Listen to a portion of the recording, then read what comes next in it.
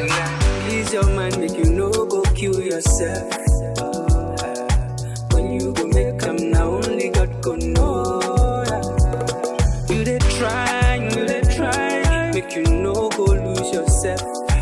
No go stress yourself, cause no be you get yourself. Oh Lord, say now you go forgive me peace, everything. Hey, what's up everybody? Welcome to another episode of Nice Corner. Hope you guys are wonderful and you are blessed and you automatically know what to do. Please don't forget to hit that subscribe button and that bell notification so you can keep up with everything in Nice Corner, and give this video a huge thumbs up. It doesn't cost you guys anything. So please visit my PayPal account. I thank all of you guys for your wonderful donations and your support. Today's video is a very important video. It's dealing with colorism. Colorism with us as a race of people. I did a video prior to this one a few months back, and I said that I was going to do a video that was much in depth and more meatier. This is a subject that's very dear and close to my heart, and I have two wonderful guests with me. Of course, my lovely mother and Amma. For you guys that saw maybe like a couple videos ago of Amma, the young lady that moved here from Germany, she is just so awesome, and we're going to be getting into some really deep issues going from childhood and up.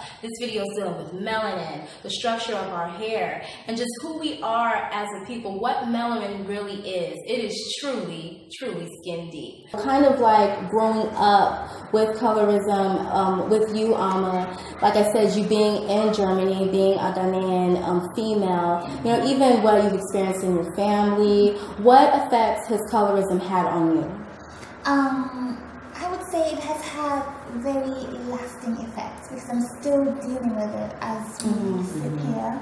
And for me, it's a bit difficult because now I have children. Right. Yeah, and I have a daughter. And I have a son and a girl, and my son is light skinned. My daughter is dark skinned. And even with them, within our community, they are already being faced with colorism. You understand? Right. Yeah. And I, as a mother, haven't finished dealing with it. Right. Thought that maybe at least at this age in 2020, maybe we might have overcome. You would think so, right?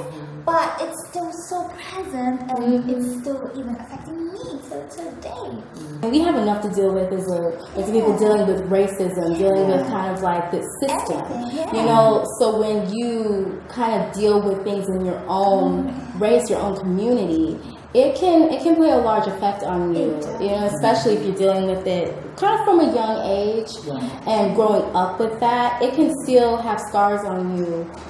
Well, yes, me too. I thought, like, what if it just wasn't here? It'd just be easier.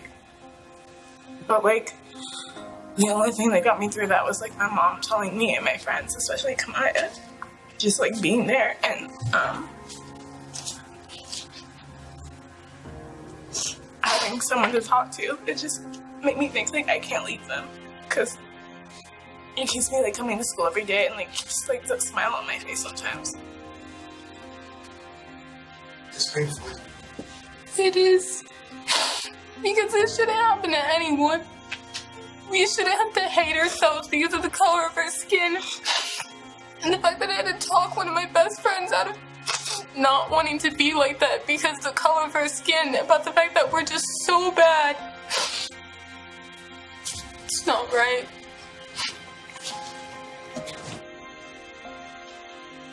You have to love yourself and love the others around you and know that you're gonna be okay. And you have to stay strong.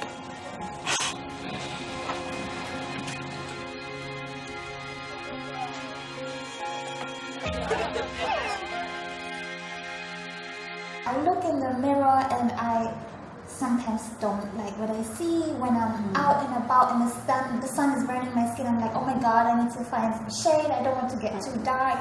Look in the mirror every day, and I'm now 31, and I'm just about now, not even fully there yet, but But you know what? I'm gonna tell you something. You said I'm now 31. You don't even look 31. When you told me that you were 31, I was like, you're kidding, right? I'll tell you why you don't look 31. Because of your skin. Oh my God. Okay, because of the melanin in your skin, which we're going to talk about a little bit deeper, which is a timing mechanism. Melanin is a molecule. And the concept of melanin is, it is black in its nature. And we find it in the cosmos, we find it in the heavens, we find it in water, we find it in land, we find it in everything that exists. Scholars and scientists have been having conferences about melanin, to my awareness, at least since the 1920s. These scientists said that the pineal gland, they refer to the pineal gland as a vestigial organ. That is a calcified gland within the body that served no purpose, as if the creator would create something that you didn't need. And it was only after the Vietnam War, in the late 60s and early 70s, that they began to rewrite their interpretation of the pineal gland. The reason for that was that a large number of African Americans fought and died during the Vietnam War. And whenever a soldier dies, there's an autopsy that's performed before their body is sent back to Dover Air Force Base. And what they discovered, what these physicians discovered, is that when they performed the autopsies, the 75 to 80% of the African American soldiers had a large functioning pineal gland. The pineal gland is normally about the size of your thumb. So it was not a vestigial organ in 70 to 80% of African Americans, but it is a calcified organ in 75 to 80% of people with European ancestry. So they began to reevaluate the pineal gland. And it's thought to be, by some people, a master molecule that actually steers how the body communicates. However, this pigment called melanin is part of your nervous system and your brain, and is basically the chemical key to life. It is called a civilizing chemical because it regulates all the rhythms in your body, when your eyebrows should grow, when you should become a man, puberty, when you should become a woman, what time your liver should be fed, what time your heart should be fed. It regulates all the rhythmicity of your system. It's a synchronizing chemical, better known as a civilizing chemical.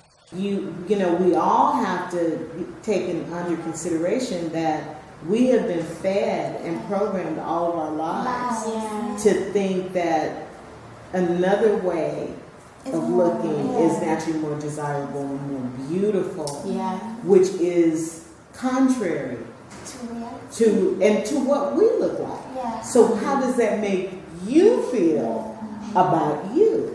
I don't look like that, so there must be something wrong with the way that I look. I'm about to meet with local celebrity Mashoza.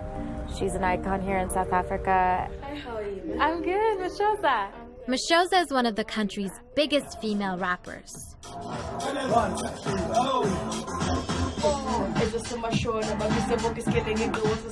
Mashoza was a township girl who had a smash hit single as a teenager.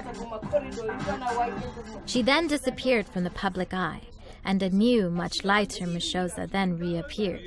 Mashoza's rags to riches story makes her a role model for many young South Africans, and she's as famous for her skin bleaching as for her singing. We agreed to meet the next day. She's getting ready for a photo shoot to endorse a new skin bleaching cream. Mashoza says she uses skin bleaching creams for a medical condition, but accepts that her new look has helped re-energize her career. People saying when you're dark-skinned you can't find a job. To me, that being sensitive because I've been through that. I've experienced that. There you go. She admits young South Africans will copy her. I am always on TV, I'm on newspapers. They're bound to read and want to be like someone who's on TV. That's part of life. Mashoza's PR manager, Llaila, says celebrities need to look lighter. It works better on screen, it works better with makeup, and we're selling an idealistic world out there. In TV, we have to sell a fake world.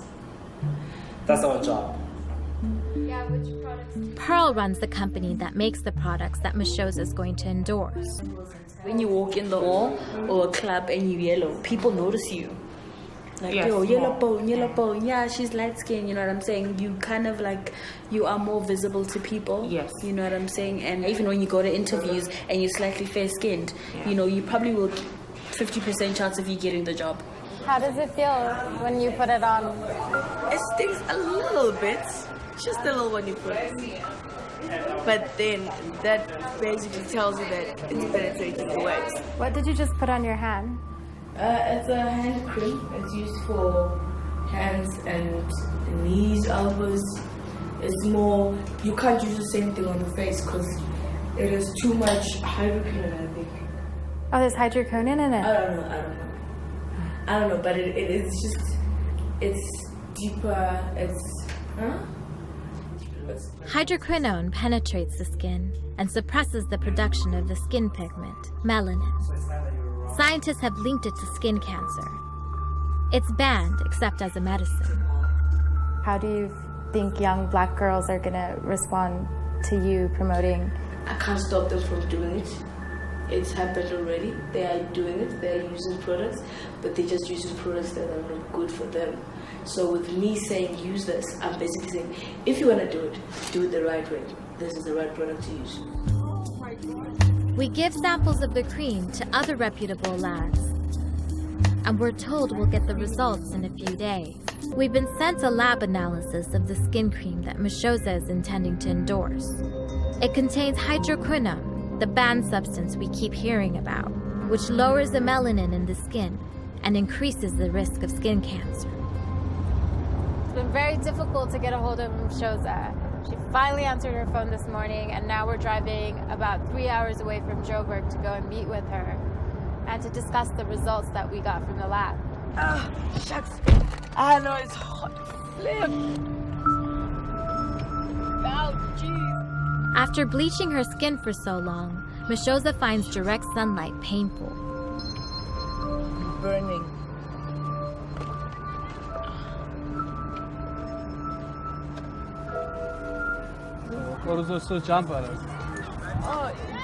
So I wanted to talk to you a bit about the product you were promoting. Do you know what ingredients were in that cream? Yeah, well, she did tell me. What's in it? I don't know. We went to a lab and we tested the cream that you were promoting. And we found some harmful ingredients in it. Like? Hydroquinone. Here we're talking about the product you were endorsing. That's not my product. I can't really comment. But you were endorsing it. And I stopped for certain reasons. Hydroquinone is illegal in South Africa. It's banned to be sold as a cosmetic. There should be no hydroquinone in any product because it's dangerous and damaging to your health. Yeah, I apparently yes. That is true. You said when we met with you that one time that you are all for women, you know, young girls using products that are not harmful to their skin. I'm not to be blamed for anything that has to do with skin lightening. People do a lot of things. So I don't know if it has hydroquinone, like you said. I can't be blamed for it. Look, it is a business transaction. A business transaction?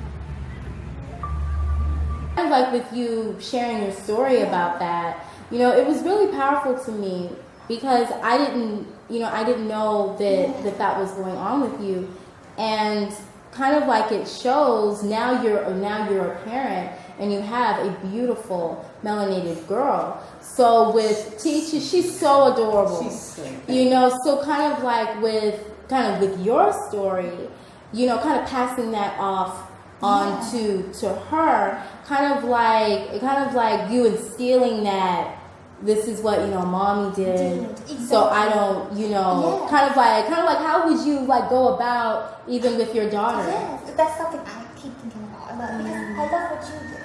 You made sure all her dolls had dark skin. Oh, wow. Yes. You see, I tried that even before I had my daughter. That's something that was going on in my mind because I don't want her to go through what I went through. Right. But in Germany, you can't find, you know, so many black dolls. And at that time, we were also a bit struggling financially. So we couldn't afford everything. And then there would be people giving her gifts and the doll would be white. I can't say you can't play with the doll. Okay, my father. I was about my father right there. My sister, when she had her daughter, a really good friend of hers gave her a doll for her birthday. Very, very white, very light blonde hair. Blue eyes. Blue eyes, I'm sure. I don't remember the eyes, but I'm sure. Blue eyes. My father took one look at that doll. He went right outside to the garbage can and threw that doll in the garbage can.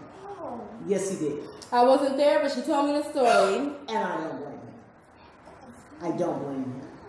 Because I don't care if you give my daughter that doll. It's not about the gift. It's about what I know is good for her as me raising her and what's good for her psyche.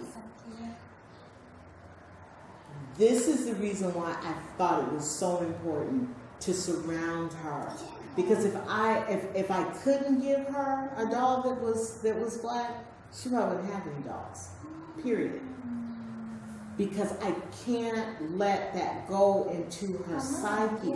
Say I had an appreciation already for darker skin, but it intensified to like when I arrived here and Glitz Fashion Week. The first time we went to Glitz Fashion Week, 2017. Those models, even the brothers, they were but those women, the sisters coming down that runway, so beautiful, and it really gave me even a deeper appreciation. It was awesome.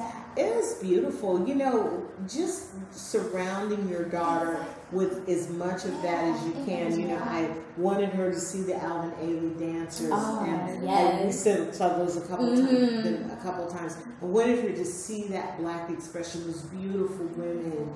You know, even down to the ebony fashion. There's a thing in America, ebony fashion showcase. I wanted her to see those fierce black models on the runway. I wanted her to see, you know, because you see a lot of the other side. Yeah, you do, and it can mess you up. It did to me. Right, and I will say, and it affected me too. Oh, of course, because like I said, it wasn't in my family.